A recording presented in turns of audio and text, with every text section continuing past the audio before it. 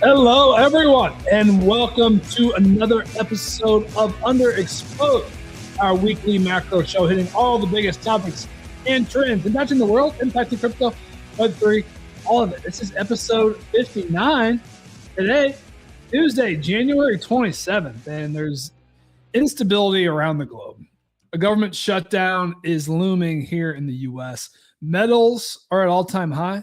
So is the S&P. Fresh all-time high before today's show. Crypto has been underperforming, but is that about to change?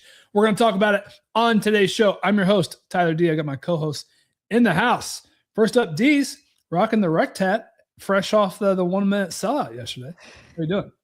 Doing great, man. Felt like we had to go with the rect hat today. We have the X Games going on, and I'm seeing all their tweets about the daily recaps and seeing all the branding at the X Games, which I think is just super cool. And then obviously the 1 minute sellout after the last World Star Kula one took like a day to sell out. So I thought we had time. I was like, oh yeah, I'll get that in like an hour or two once the baby's asleep. And yeah, and then I checked my phone 2 minutes later and they were gone. But good problems to have. Love to see it. Happy for our friends over at Rect. Love the crypto integration with X Games is huge right now. MoonPay, the MoonPay too, yeah. Massive deal with them. So we're in there. It feels like it's a good collab. Have you had the cherry cola? No, I haven't. Is it good? I feel like you would like it. I got the Old Faithful apple by my side.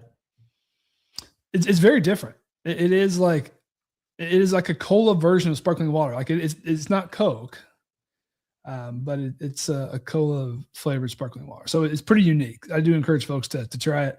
Peter, also in the house with us live. Founder of several companies, still hanging out with us every Tuesday. GM, how you doing? GM boys, look forward to this every week. Since we've been doing this show, there's no shortage of content or news. It feels like months worth of things happen each week. So yeah, excited to dive in with you guys. There's probably at least 4 macro topics we could have done a whole show about that have transpired since last Tuesday. It really is insane. I don't want to jinx it. Well, our coins were higher than they were. I was going to say we might actually have a green show today, but that might be reversing live. We're going to get into it. We're going to talk macro, Trump instability, the AGI warning from Dario, the Anthropic CEO. Hype. We got to talk hype today. It's soaring on the back of HIP3 adoption. Pump is back as well. The trenches seem to be back. We're going to talk what are we trading and more. A few housekeeping items before we get started. We are live on Kick and X. So we're just streaming today, no Spaces. Spaces just got awful. It's totally bonked on me. So we are stream only. Follow our Kick channel. We put all of our FOMO Hour content as well as UnderExposed here. And folks, Yeet giveaways. We're going to do some nice giveaways. 4 Yeet giveaways at the end of today's show. We got a couple of different wheels teed up for that. You have to be signed up for Yeet. You need to be registered with the Morning Minute affiliate code. It is literally Morning Minute. Tied to the newsletter, and then enter today's Yeet code. That is Trench Tuesday. Producer Charlie just had it up on the screen. I'm sure it will be on the screen throughout today's show, and then we will spin the wheel at the end. So you're going to want to stay tuned for that. Before we get started, as always, quick disclosure: the opinions expressed on this podcast are those of the speakers and do not reflect the views or opinions of any organizations they are associated with. We are here to share insights, provoke thought, and maybe even stir some debate, but this is not, I repeat, not financial advice. While we talk about markets, investments, and trends, remember your financial decisions should be made with the help of your own research or with advice from a licensed professional. All right, well, let's get into it. I will fire up the screen share for those who are live in the stream with us. Peter kind of already went there. A lot has taken place in the past week. We seemingly have more and more global instability. We have a government shutdown looming now at the end of this month. We have FOMC tomorrow. We're going to get some new, perhaps intel from Powell. Some big tech earnings this week as well. Meanwhile, metals, all-time high. Gold's at a fresh new all-time high. Silver hit a perhaps blow off top yesterday. Crypto has been underperforming a bit.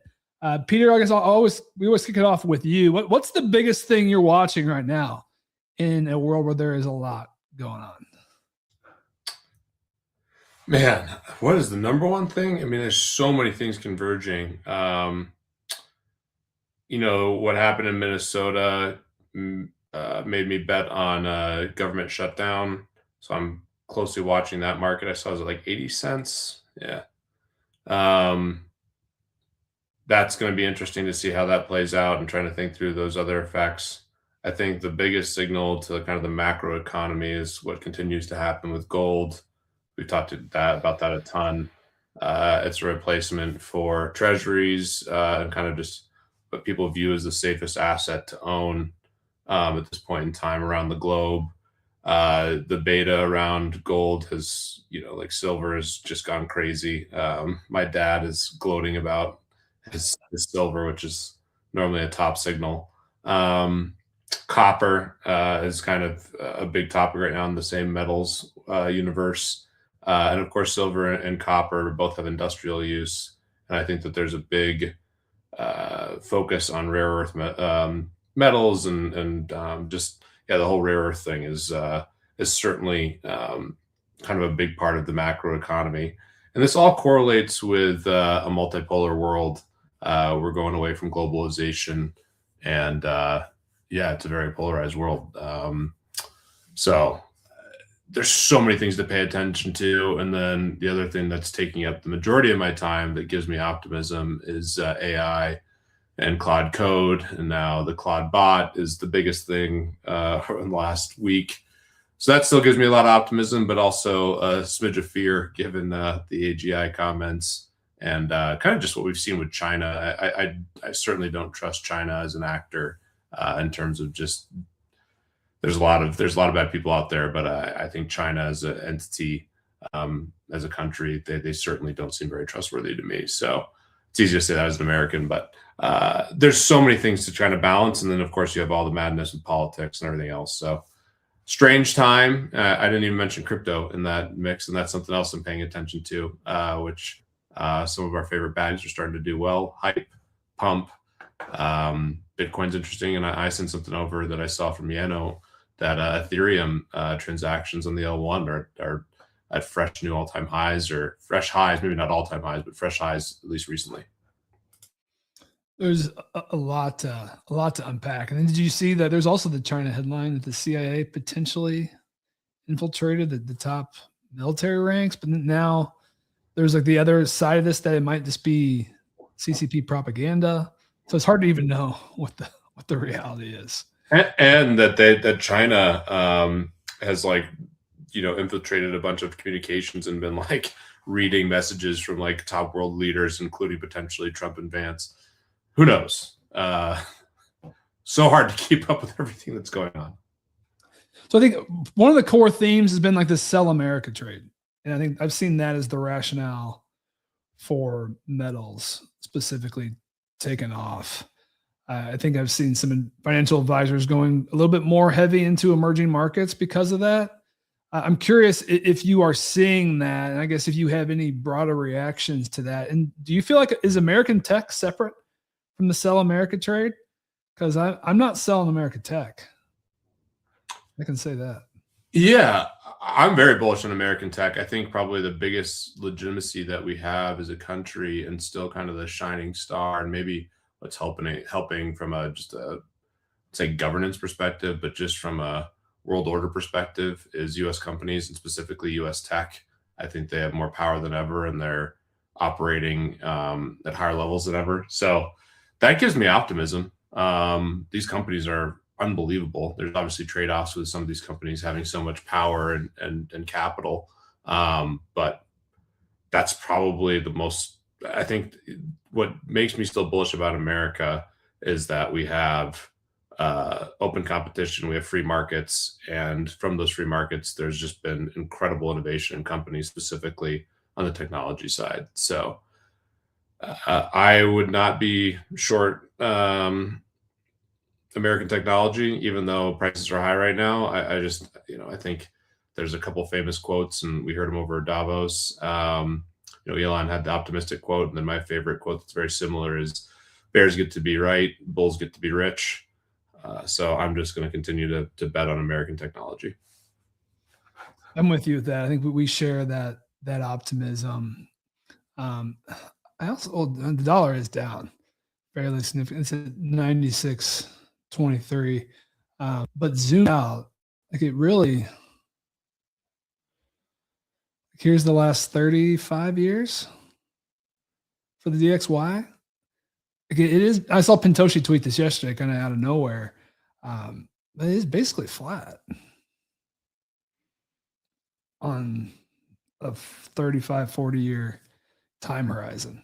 So it does make me wonder if again, we get a little over our skis in some of the narratives that are playing out. But I guess maybe pulling back to the metals trade, you've been deep in the metals trade, one of our primary metals correspondent, so to speak. Is this blow off top? Are they going to keep grinding up? Like, what are you telling your dad who's gloating? Is he taking some profit here, or is he doubling down, holding course? Yesterday, he finally had some negative things to say, so he had some good timing around that. But he still thinks we could see $200-300 silver. If you own physical silver, it's an absolute pain in the ass. I don't know. The silver, I'm more. If I had to short one thing right now, it would be silver. But that's a dangerous game. Yeah, I mean, anyone who's I'm also terrible at shorting, so. Kind of like, what's the point? Yeah. But I mean, that is one of the craziest charts that we've had. So what was it? The start of 2025, it was 30. So it's up 3.5x. What a run. Gold's up. What's gold up in that time frame? Let's see. 180%. Is that roughly where it is? 2025. A little like more like 90%. All right. But for a much larger asset, I did just the market cap math just to see like where is Bitcoin compared to silver. Bitcoin at silver's market cap is be 325,000 roughly. So just to give you some sense that how much bigger silver now is, and really that entire move has happened in the last few months for the most part. So it can happen, and it can happen pretty quickly. Deez, I'm curious. Any reactions to the conversation? Have you been following the metals? Have you been dabbling in metals? They are very tradable on Hyperliquid. Yeah, I've been. Apparently, I didn't know until the last couple weeks that my family was holding silver, and they were asking me about selling and stuff. And I told my dad when silver was like $80 that I would at least sell some, with the plan to sell more if it goes to around 100. Sadly for him, it's physical silver, as Peter was alluding to, and that is a pain in the ass to sell when the market is ripping to the upside. So I don't know how much he actually has ended up selling. Have had another crazy relative give insane price targets, like they think silver, like they're we don't live in the same reality, but they're like, yeah, I could see silver going to like $1,000, and I'm like, yeah, I could see myself smoking crack off the street while I shovel the driveway. Like, if silver goes to $1,000, I got to hear about my uncle talking about that. I don't know what I'm gonna do. Analysts, fitting headline: analysts lay out startling silver price. That forecast, that is quite the startling forecast. I mean, yeah, he's also calling for like $20,000 gold or something. So I mean, you gotta laugh when you're having conversations like that. But I haven't bought any myself. I was looking at copper on Hyperliquid yesterday. The funding was higher, but it went down. It's kind of reasonable now. Last I checked, it's back at 50%. Last night it was like under 13%. But the problem is, like, if I buy something like copper, it's not something I'm holding for like a week or two. It's going to be more of a hold over a long period of time. And just like the idea of paying any meaningful funding on that is not great. It's not like a quick trade where you want to 20x leverage long it and get out quick. I think it's something where if I bought it, I would have it in my portfolio for at least a year. So I haven't bought it yet, but I've been watching it. I mean, I watch all the HIP3 markets. I think it's pretty fun to see the volume on all of those go up, the open interest go up and stuff. And silver's done like 1.4 billion in volume in the last day, right? It's on insane. Hyperliquid. It is, for all tokens on Hyperliquid, it's the number second, 2. Yeah, behind Bitcoin. 1.39 billion in volume, with much less open interest. So it's just it's been crazy for me to see like ETH is not in the number 2 spot anymore on volume. Silver flipped it, and then the index XYZ 100 is 6th on the list. I mean, silver USDH is top 10, so just silver traded in a different underlying token, still in the top 10 on this. Gold's in here as well. So looking at the top 10 list, 4 of the assets aren't crypto. Yeah, shout out Jez, who's been beating this drum about the perpification of everything and how people who are on Robinhood who think they want to trade options will probably just enjoy perps more because they can get leverage without dealing with all the Greek shit they don't understand. There's pros and cons. I mean, you kind of laid it out for like, I bought some copper on Hyperliquid and now I'm getting beat up by these fees. And I kind of similar to you, like I bought it with a little bit of a more longer term time horizon. So Hyperliquid was just on the spot for that. Yeah, it's tough. Like, is there a place to buy spot metal on any blockchain right now? Like, I thought I read something last week about Solana having some type of option for metals, but I haven't dove into it or had the time to allocate. I'd imagine there is, but I don't know off the top of my head. And if not, I think there will be soon. Hyperliquid is pumping on this news. Peter laid it out last week when I was maybe more pessimistic than I should have been, and he was like, "Now this is mad bullish." And then a week later, it's just kind of rocketed up from. I don't remember where we were at last week. I think it was almost $20. It was like 21, and today it just hit 28. And of course, as soon as we started the show, I mean, it went from 28.50 to 27.50 like clockwork. They knew we were live, and they sold. Yeah, it was basically at its bottom during last week's show. It was at 21.30. I think the lowest it ever got was it never hit 20.50 or so. I think a lot of folks had 18 as a key level, and then that basically just got front ran. The big seller, the Tornado Cash seller, seemingly was a big overhang on hype, right? At least from trying to. Like, what would we attribute their decline to? Maybe from like mid-December to mid-Jan? It's one of the benefits and the drawbacks of having a transparent ledger. It's like you could see big positions unwinding and selling constantly, but they're out. It's nice to see the price go back up. I'll say that as somebody who still is holding, more hype than anything else. It feels good to see it go back up. Yeah, hype's the bigger story in crypto right now.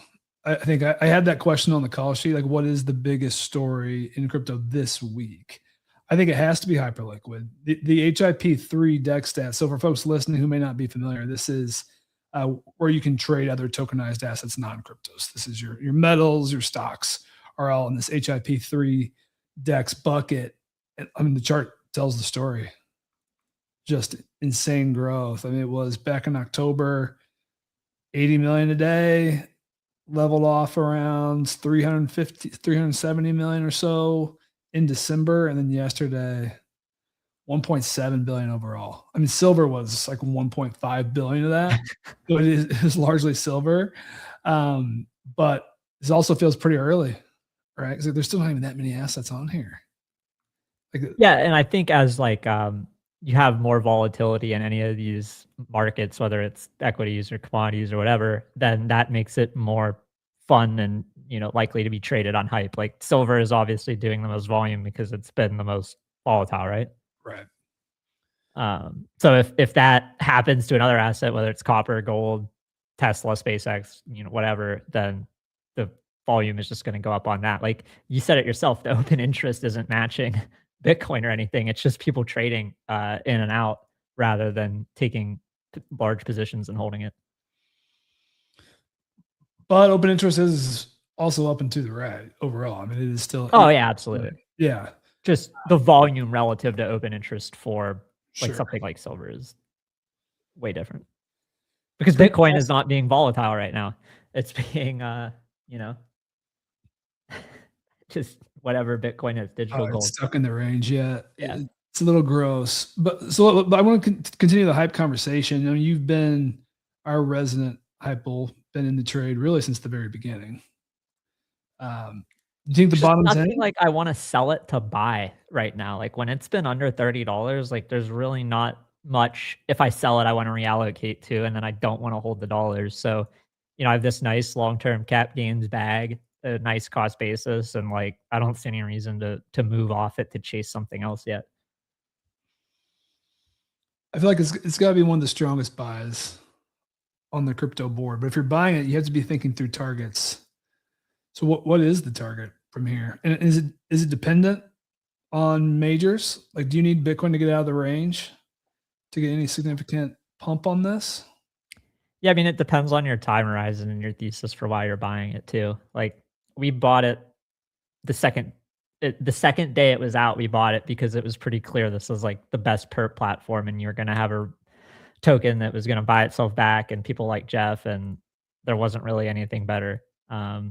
So target wise, it's all relative. Like, Bitcoin is 100K and hype is at $60, then, probably more likely to sell it. But if hype is at $60 and Bitcoin's at 150K, maybe it's still going to hold on to hype. I mean, I did sell like 20 or 25% of it between June and September. So like I sold enough at relative prices that I was happy selling, but I kept like the core position, which I think is important. Like, you don't need to be all in or out. Like, if you have high targets and they're hit, you're kind of silly if you don't sell some of it. But you don't also need to sell all of it.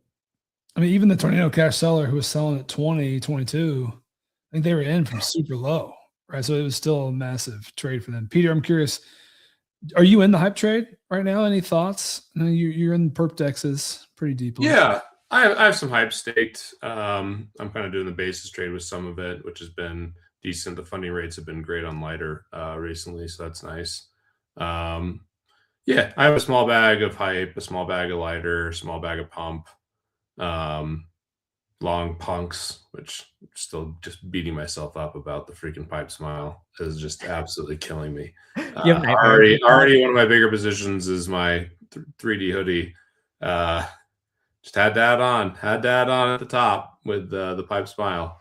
There's a nice lawn sale today. Yeah, saw that. So I'm bullish on these dexes in a big way. There's going to be a lot of competition, and I think the concern is it's somewhat of a race to the bottom, but the TAM is massive, and as volume grows on other assets, that's extremely exciting to me.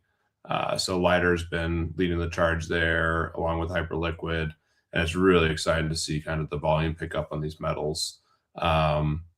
The public stocks haven't quite gotten there yet, and there's some really funky stuff with the stocks when you hold them over the weekend. But I'm tracking all this, especially with kind of the goal of making money in the basis trade, which is something that I'm just really interested in general. It's been quite bad relative to where it was pre 1010. 1010 really hurt the basis trade overall, but it still is existing in pockets. And yeah, I did kind of try to take advantage of some of the funding rates yesterday, specifically with silver and copper. They're high. Yeah, but this is also the worst it's going to be. I feel like, right? Like, that's also part of the bull case. And like, does that mean they're high? That doesn't that could. Well, sorry, I'm talking about more just like the lack of assets, I guess. Like yeah. We'll continue to get more and more assets, which is great, and that's where I think it's kind of a cross world. I mean, you could be long copper via futures, via ETFs. You can play miners. There's a variety of ways that you can do that in traditional brokerage accounts, and then you could be short on these dexes and collect that premium. And then what's really interesting, and where I'm trying to figure out, and some of what I'm doing with Claude Code is trying to figure out, okay, are there ways that I can arbitrage prediction markets, options, dexes, and traditional, whatever, ETFs and whatever else? And is there inefficiencies in price? And then also when there's really great funding on the short side of these dexes, there's quite a bit of arbitrage available. So that's something I'm super excited about going forward. It's a very interesting use case. And I do want to come back to it here with you in a bit. But since we're in the crypto topic, I do want to go through a few other tokens. Hype's gotten a lot of the attention, but Pump's right there with it. Pump 18%. And Deez, I think you mentioned, maybe you added, I think you tweeted about it here this today as well. What are you seeing in the Pump trade? I mean, we've seen the trenches kind of come back to life over the last week or two. If you're on FOMO, you're getting notifications every day of all the shit that's running to 10 mil. I mean, we just had Penguin go to over 100.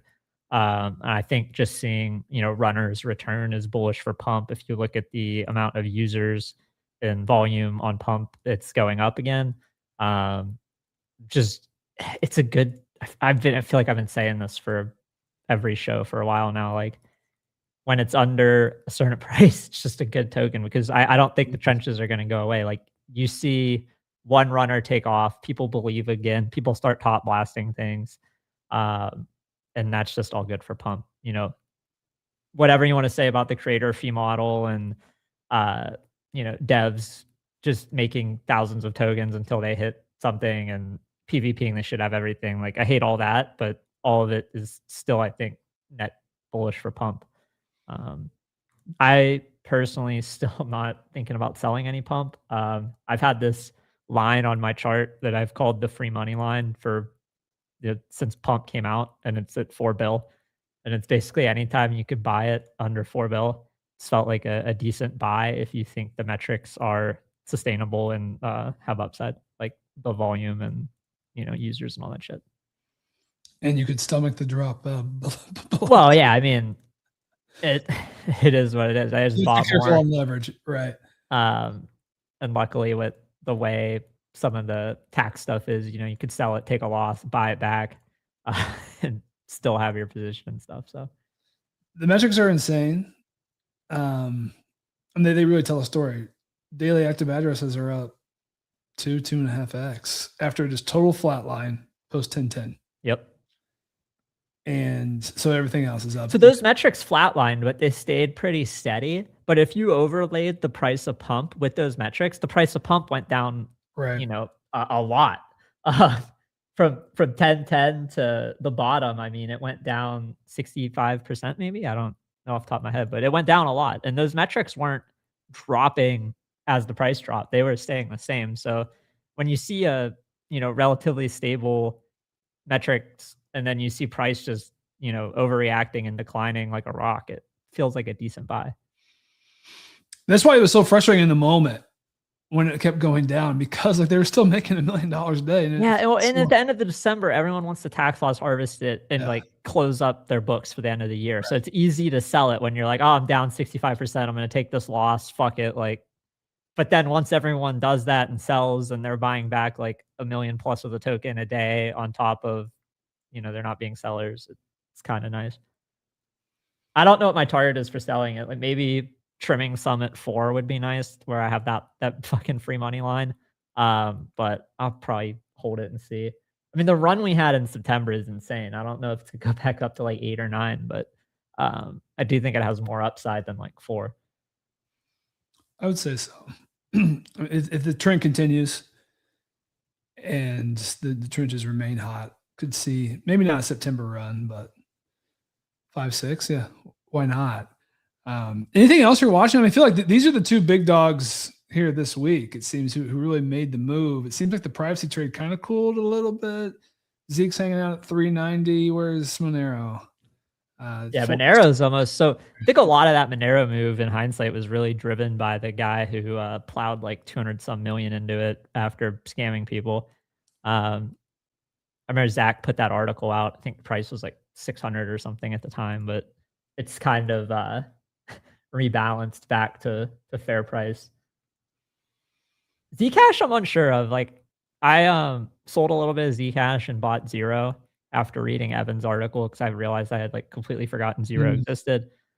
Zero's is about the same price I got it, like 1.9 or something. Zcash is up like $20 from where I sold it, so not necessarily too big of a swing there. But I kind of liked his idea of thinking about what infrastructure, as more and more trading comes on chain, what infrastructure can get a lot of tailwinds from that. And Zero is one where it's been beaten down. You have all the unlocks and shit, and it seems like they have a big announcement coming out, I think, on February 10th. And that's maybe the reason for this price move. Maybe the price move's already over and people are just buying the announcement of the announcement. But I thought that was kind of a sharp look. I know Brian is a super smart guy. I know Peter, I think you're an investor in Layer Zero, or I vaguely remember maybe you being involved Maybe I'm misremembering. Brian's a good buddy. Yeah. I'm really happy for Brian. I've known him since the DFS days. He actually started a DFS site that right when he actually started it before DraftKings was started. So I know Brian really well, and yeah, what a stud. So and I have so much respect for Evan, who I also thought wrote kind of that macro crypto article. Maybe that's what you're referring to. Yeah, that's the one I'm talking about. Yeah. I thought that was excellent, absolutely excellent, and pointed out a lot of the issues with crypto and kind of why we've seen this price action, which maybe can tie some things together. But effectively, crypto is no longer the sexy, high beta play that it used to be. If you really wanted to go out on the risk curve and find something really with a ton of asymmetry, crypto was that thing, for basically the last 10 years. Certainly 2017 through early 2025. But now with space and AI and some of these other really sexy fields that you can speculate on, some of the shine has gone away from crypto and certainly some of the asymmetry. So I think that's really hurt kind of price action. Also, I still think October 10th is really impacting the markets. A lot of speculative capital got wiped out. I think that's a fair take on both points, that it's no longer as high beta, high upside. Kind of hard to argue with it. And there's still pockets, right, where it exists. And that's what you see the outperformance, but more broadly, not. But I know, Peter, you've been wanting to talk AI a bit. I do want us to get there. That's the wrong link. But basically, the CEO of Anthropic, Dario, posted this essay yesterday, The Adolescence of Technology. Fairly long. I'll admit I have not read the entire thing. I did go through, skimmed and read a summary, but a few of his more impactful takeaways. He's saying AGI in 1 to 2 years. He's talking about just the growth of the power of AI in general, AI agents, all this, and how it could effectively be modeled based on, power, chips, all the things that go into it, and how it really has continued to play out exactly how they thought it has, and is going to continue. And if you map out that curve and how far it goes, it really starts to accelerate, and the power really starts to go up very, very quickly. He also said one of his takes, 50% of new entry white collar jobs gone in 1 to 5 years. And granted, that's a pretty big spectrum, 1 versus 5, but that's a pretty impactful thing. I'm curious, just broad strokes. Any thoughts, reactions? Have you started to compartmentalize this? And I know you've been playing around with it a lot yourself. Yeah, first off, I have a ton of admiration for Dario, one of the true great entrepreneurs and minds. I also find him to be just very honest. And who knows? This is just my perspective. But I think he wants what's best for humanity. Obviously, is leading just an incredible company. And I do think there's real trade-offs with AI. To me, this biggest trade-off that is the highest likelihood is that it's going to amplify the K-shaped economy in the short term. And specifically, it's going to be extremely disruptive to a lot of jobs, which is that's a chalk take. Everyone's talking about that. I do think out of that, we could have a situation where we could still have capitalism, but with like a really good safety net in the form of UBI, which I generally have been against. I'm a big incentives person, and I think there always should be incentives to work. But just with how AI plus robotics, how powerful that could be, I really think we could be in just like the most abundant time by an order of magnitude as a human race. In which case, there should be incentives maybe around social things, or who knows how it plays out. But getting there is going to be very challenging. And a lot of people have talked about it, because in the middle of this, or kind of as this is happening, my view is that the rich are going to get much richer. The people who are using AI and are leveraging this are going to be in such a better position than the people that aren't. And we already are seeing kind of the problems of the wealth gap. not just in America, but around the world. And I think that's going to be amplified in a huge way as AI evolves. So I'm really concerned what that looks like in the short to medium term. At the end, I'm hopeful that we can avoid some of the, big risks with AGI and where AI could go. I'm hoping we don't have like a Terminator or a Matrix or whatever analogy you want to use from the movies. I hope we avoid that. Hope we don't blow ourselves up. Hope the machines don't kill us. I do see a world where, we have amazing driverless cars and people aren't dying on the roads. We have healthcare where, human lifespans and health spans go up exponentially. People don't have to work nearly as much, and maybe work or what's deemed productive is just being social and living, a great life. Maybe our food supply gets way better. I mean, there's so many positive things that I think can happen. Just kind of the midst of getting there. And Dario talks about a variety of things in this article. I haven't thoroughly read it. I instantly found it in Gemini, but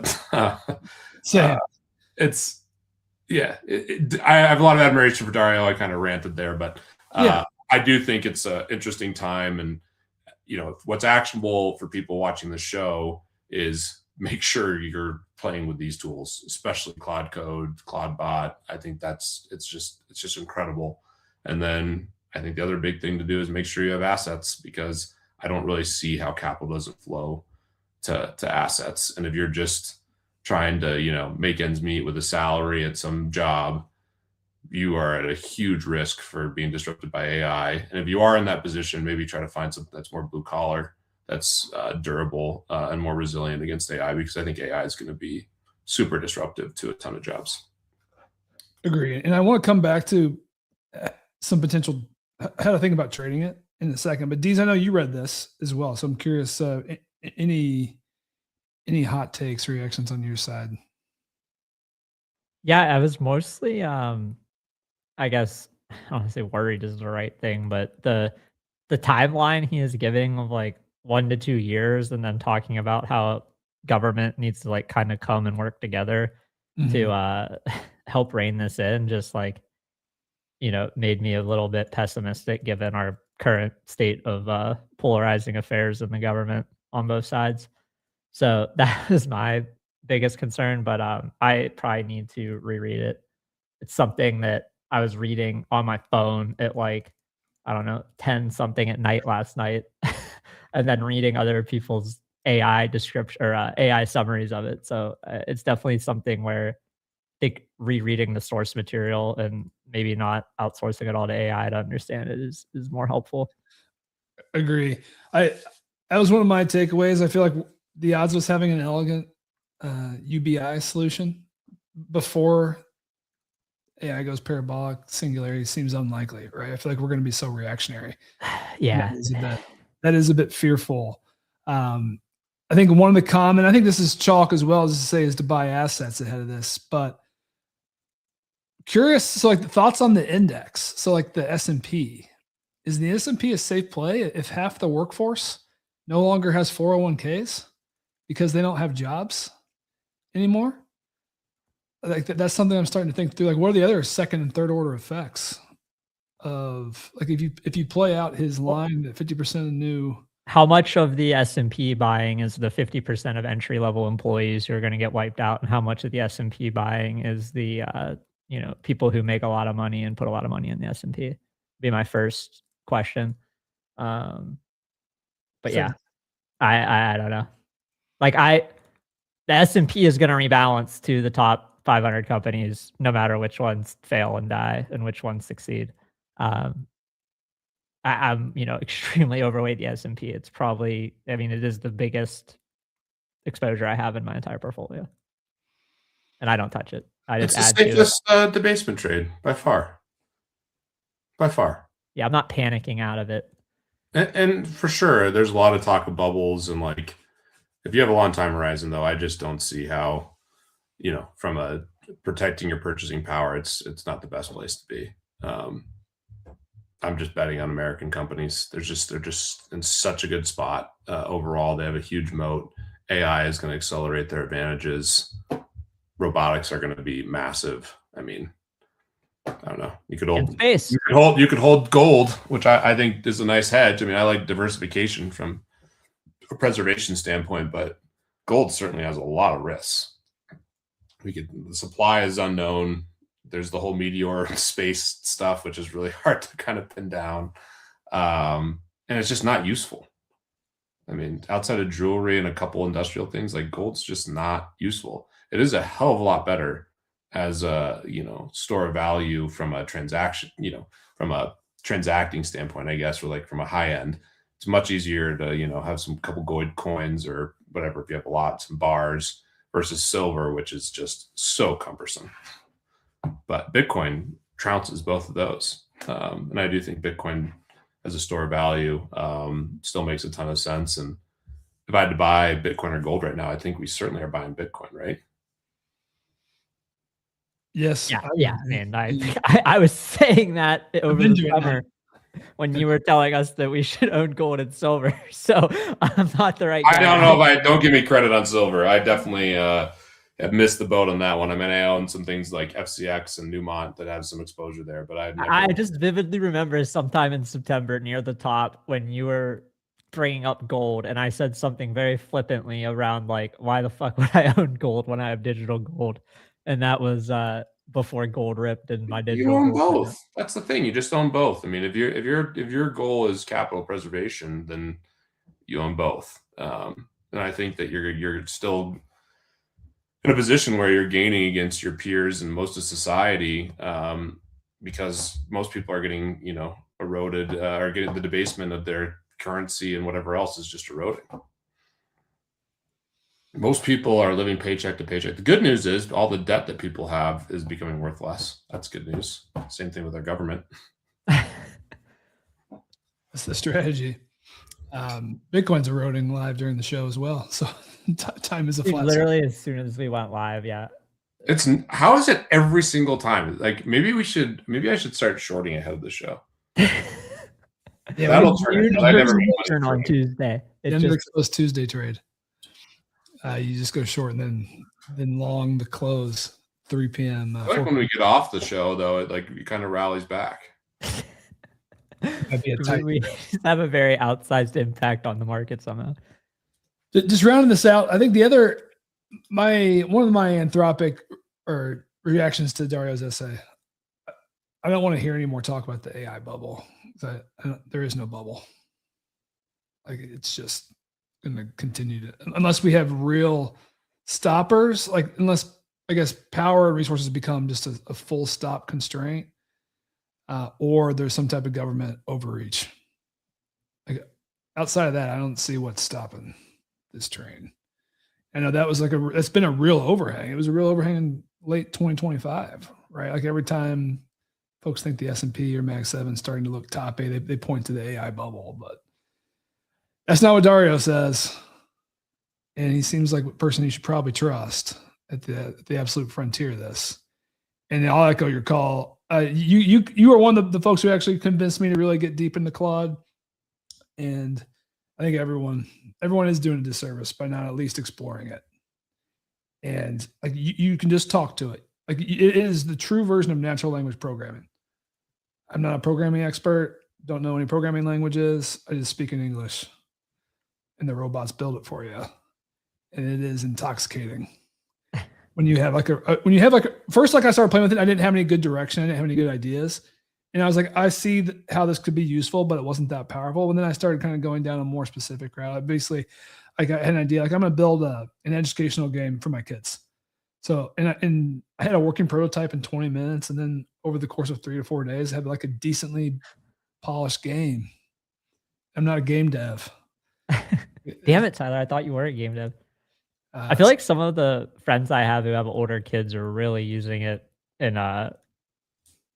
very innovative ways that I wouldn't have thought. Talking to Benny about it, and with his kids, they have this never-ending story game thing they keep adding to, and it's he has all 3 of his kids involved, and there's a main character they have, and I just talking to him about it and what he was doing with his kids was like, oh, that's more interesting than making a personal website or your own personal fitness tracker or whatever. Yeah, I think you start with like the low hanging fruit. And if the low hanging fruit is having it organize your files, great. Yeah. Do that. But then start to think a little bigger. I think it is my advice. And then my other advice is don't get watered down, like trying to always be chasing the latest trend. So like it was Claude bot, then now it's Molt bot. So speaking of the latest trends, how many Mac Minis did you buy this weekend? 6? I'm marked safe. I'm just heads down focused on Claude AI and Claude Code. And once I've mastered that, if I feel like if I need a personal assistant in my pocket with Moltbot, maybe I'll go that route. I will say, I think I brought it up last week. I think the main thing I consider is just don't be stupid and use it on your main crypto computer. Like, don't just let Claude run on your computer that has all your assets. It asks for approvals, and it's very easy just to say yes. I think the ClaudeBot thing looks like it's actually going to be a real potential problem with the access folks are giving it, and it's totally unsecured. So I am fully expecting to see some kind of a blow up event happening with that. So then be careful if you're using that. Make sure you've done your research. Peter, are you running ClaudeBot? Not yet. I've been using a lot of Cloud Code stuff to optimize a variety of things. I'm interested in it. I'm also a little nervous and want to get a separate computer. You certainly don't need the mini. That's something that's overblown. And I think it actually helped Apple stock as for sure. Didn't hurt it. It's something just as an aside, but it would make me really uncomfortable to be running ClaudeBot with any computer that has access to sensitive things, crypto, investments, whatever. And I think there's certainly a trade-off in security that a lot of people aren't fully aware of, but it seems magnificent. I need to get a new computer. I know a lot of people doing some really cool stuff, and I'm a huge Telegram fan, so excited to set up a Telegram bot to interact with ClaudeBot. So it's high on my list. I just need to carve out some time for it. Yeah, there's a lot.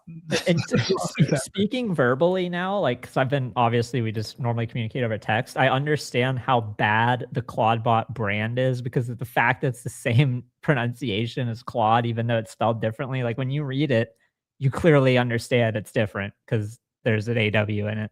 But when you're talking on a space like this, it's like you have to like actually mentally use an ounce of energy to separate like Claude from ClaudeBot. Which I hadn't ever really thought of because I haven't talked about it orally yet. I'm excited for the I haven't really done voice. Yes, that's also that's a nice unlock for having it, on your phone in Telegram as well. We've got a few minutes left in the show. I always want to talk about what we're trading. You did mention the Penguin run from this weekend that seemingly kind of revitalized the trenches. Were you in that? Dude, second part of the question, are you trading anything on chain here? I'm an idiot. I didn't see the video for the Penguin until it was like 40 mil. I had only saw the picture and I was like, why are we... I didn't really understand what we were doing with it, and I didn't have the curiosity to dig into it. But then after I saw the video, it was kind of obvious, like, oh, okay, I see why people are buying this. That being said, I didn't buy it or traded it. I traded some other dog shit that I'm not even going to name because most of it's under 100K market cap now, or if not, literally like 5K.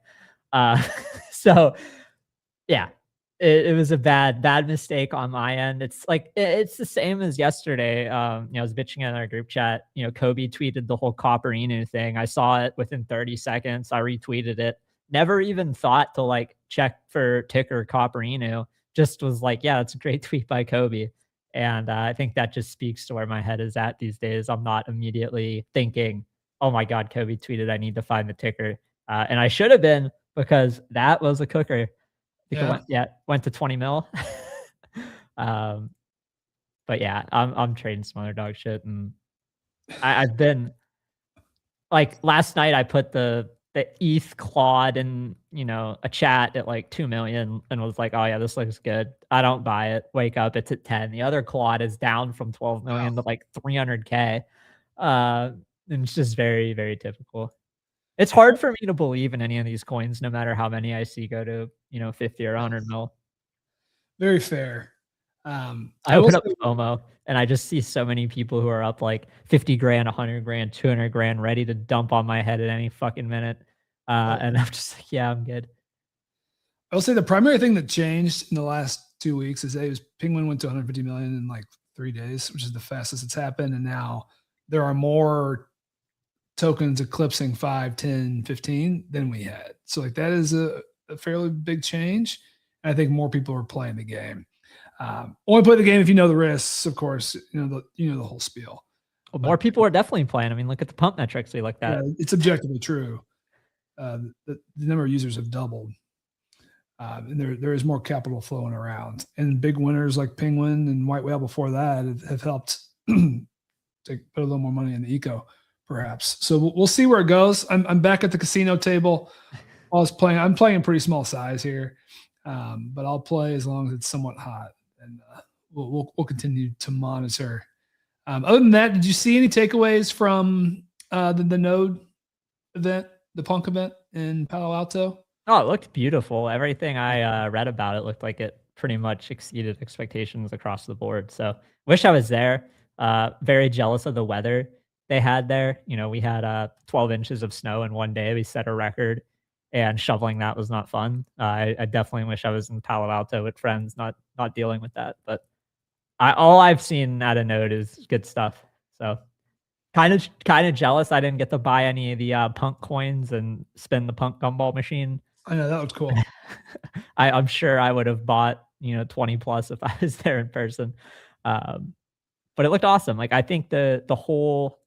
So I'll give a shout out to OpenSea because I think they've put out the most content around Node. If you look at their page over the last couple of days, they've just posted like 5 to 15-minute long videos with people and Matt and John and people behind Node. So I think it's nice getting a deeper look into them. Natalie Stone published an article under the Ethereum Foundation, or is like a guest guest editor, a guest publisher. I don't know the technical word, but that was a good read. Nice to see Ethereum, the foundation itself, giving some props to nodes and punks. And yeah, I mean, I'll get there eventually. Maybe it won't be in the next year, but I'll get out there eventually and check it out. Yeah, I'd like to as well. I was sad I wasn't able to go. It looks like at least one or two folks were inspired by the event and they've started to buy some nice aesthetic punks. So hoping that trend continues. Somewhat selfish. It's not going to hurt, right? Like I don't think anyone's going to go to Node and be like, "Fuck, I'm selling all my punks. It's over." Or yeah. I hope not. And then we talked to Adam Weissman on FOMO this morning. Man, he really is a breath of fresh air. Just like a really super positive guy. Seemingly like he loves the community aspect of NFTs. He loves being in these Discord chats and Twitter chats and just mixing it up. And of course, everyone loves him because he comes in and buys the most. The top NFT collection. But he seems to be doing it, not with any bad intentions. Like he seems love the game. Well-intended guy. So we just need a couple more Adam Weissmans and then up only for the NFT crew. The other thing we did, I wanted to talk ETH and quantum security, but we're not going to have time in today's show. We'll save that. I do think it perhaps is the path ETH has to flip Bitcoin. Maybe we'll debate that a bit on next week's show.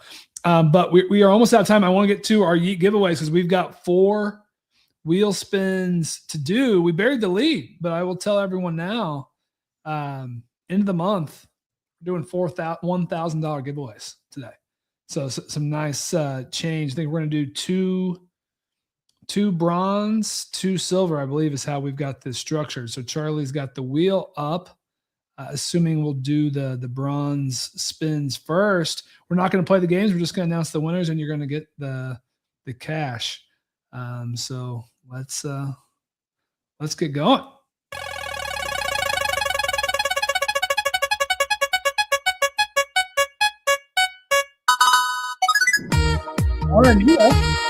Arania, first winner, $1,000 to you. All right, let's there he is. No way. All right, live in the chat. Congrats, my friend.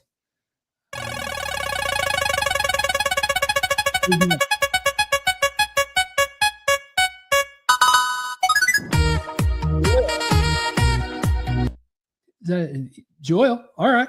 you are the second. Narnino and Joel. Fast start here to the spins. You've each won 1,000, and now we got 2 more spins to go. All right, so this looks like this is the silver wheel.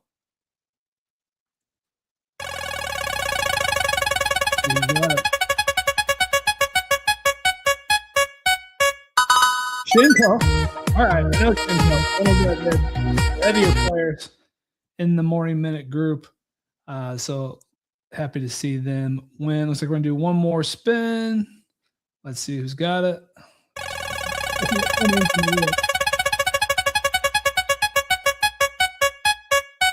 All right, 69.